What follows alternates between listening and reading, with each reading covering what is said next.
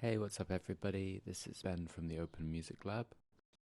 I'm here with another video about free software synthesizers and using them as an excuse to learn a bit more about synthesizers in general, but also to make really cool sounds that are gonna make your tracks really unique.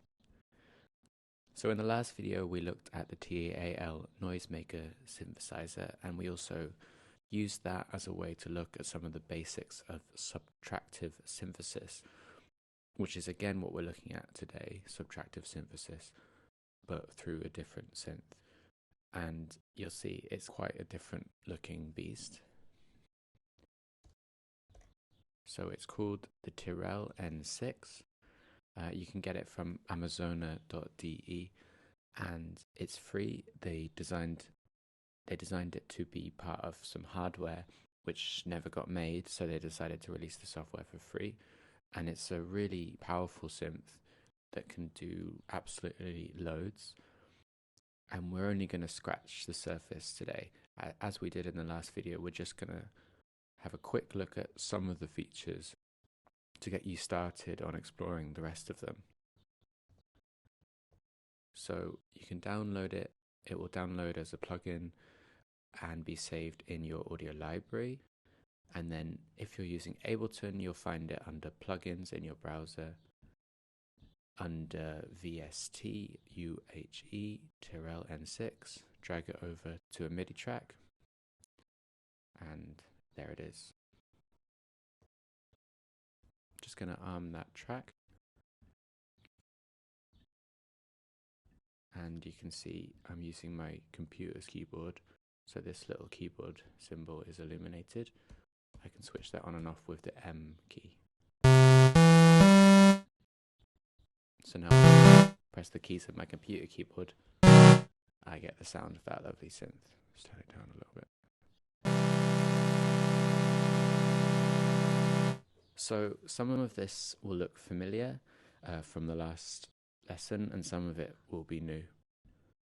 You can see over in our mixer that we've got a couple of oscillators, and there's some more information about what those oscillators are doing here and some more ways to change them.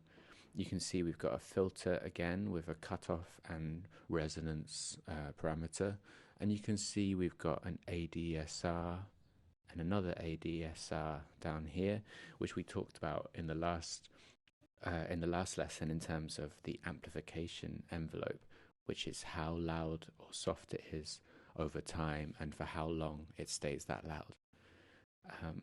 So that this first envelope where it says VCA, that means it's our amplification envelope. So that's what's going to be controlling how quickly the sound comes in, whether it sustains or whether it fades away, or whether it's fades up and fades down, or whether it lasts a long time after you take your finger off the key.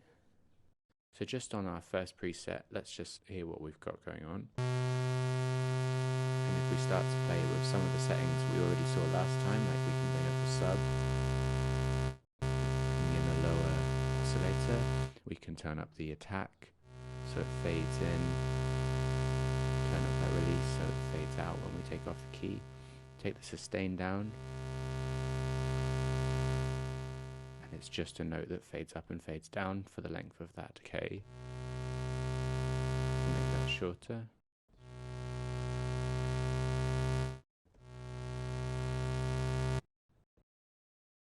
And we start to get shorter and more percussive kind of sounds. We can bring the attack right down, bring the decay up and play with getting a more kind of percussive sound. That's all stuff that we already were doing in the last session. So you can see that that still applies here, but that there's a lot more possibilities as well. For one thing, our oscillators are a bit more complex. So again, we've got two oscillators. Let's just focus on one at a time so we can hear what we're doing. And I'll give us again that kind of long sustaining amplification envelope. So let's have a look at our first oscillator, shape 1. You can see we've got that sawtooth wave that we had last time, and we've also got that pulse or square wave. but we can also be somewhere in between the two. We can move that dial and find the wave shape that's between the pulse and the square, between the square and the sawtooth. And then we've also got this triangle wave, which is a bit smoother, and the sine wave, which is the smoothest of all. It's kind of like a hum. And we have all these gradients in between. And where in the other synth we had the option of a noise wave, here we have our noise on a separate oscillator. You can see it here in the mixer. If I turn that up, that adds a layer of noise to the sound. And if we head over to this little noise dial, we can shift whether that is pink noise or white noise, or somewhere in between. So let's have a look first of all at how we can shape that into a really percussive sound. We'll use this TUC BP kick preset, and you'll see when you click presets up here, there's absolutely loads of presets, which are a lot of them are really good anyway and really cool to use, but also they're really good chance to see the amount of variety you can get with the synth. And as soon as you load that preset, you can see exactly how those parameters have been set. So for this kick, we can see our oscillators are all down apart from our noise. We can see we've got a bandpass filter, and we've got the cutoff set to really low down, so that band is going to be low down, and the resonance really high, so that band is going to be really loud but really low down. So let's play that. And you can hear we've got a real kind of percussive drum type sound. And we can start to change that ourselves, like maybe we want that to be a bit more hissy, so we'll turn that towards the white noise. And it gets a bit more snare-like. We turn it towards the pink noise, it becomes more of a thud, more kind of kick-like.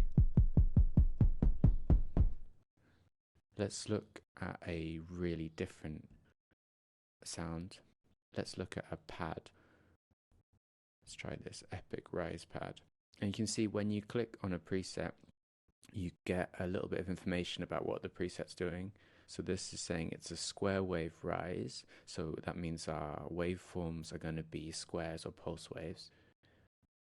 And we've got velocity determining how quickly the rise is going to happen. So the filter is going to be creating that rise, the frequency is going to be rising up, and velocity, meaning how hard you press the keys, is going to determine how quickly that happens.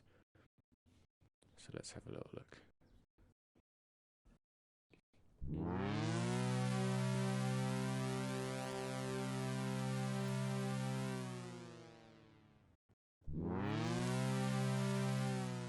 Now you can hear there's something quite dramatic happening to the sound as it's playing. It's not just that the oscillators are fading in and out or something like that. We've actually got the filter fading in and out over time. And the way that's happening, if we have a look at the filter section here, you can see there are two dials that say mod, meaning modification. Those mean that different factors are modifying the filter. And you can see you've got two different sources, source 1 and source 2. Let's just focus on source 1. In this case, it's ADSR2, meaning that envelope down here, this ADSR, is not applying to the amplification, which is this first envelope, but is applying to the filter itself. So all of these parameters are changing how that filter acts over time. So let's try how those parameters change the filter when we change them. So if we bring the attack down, you see we come straight in with the high frequencies, whereas if the attack is up, the frequencies rise up slowly. So that's that cutoff slowly rising up, moving which parts of the frequency are amplified more than others. Similarly, we've got the release is up all the way, and you can hear when I take my finger off the key, the frequencies slide down again. If we take that release down, then as soon as I take my finger off the key, all we're left with is that as those lower frequencies, there's no slide down. There's just that bassy reverberation. So that is an example of how you can apply an envelope to a filter. You can also apply an LFO to a filter, which we looked at in the last session. And what you start to see on this synth is that you can apply things all over the place. Like here we've got the sources of the filter modifications. You can choose them to be our envelopes, ADSR1 and ADSR2, or our LFOs, or things like a mod wheel. If you're using a MIDI keyboard and you've got like a mod wheel that will change the sound, or a pitch wheel, you can have them be what adjusts your filter. It can also be things like the velocity of the note or the pressure you're putting on the key. It can also be random. And you can see there's loads of these possibilities. Like over here on the LFO, you can set the source of the LFO to be your envelope. So you start to see that there's a whole load of different ways you can customize this sound by actually sending signal back into itself by saying, this is going to affect this, it's going to affect this, it's going to affect this. And you start getting some really complex and really unique sounds. And the best way to get a sense of just how different they can be is just to like go through some of these presets and just hear the difference between a lead sound and a pad sound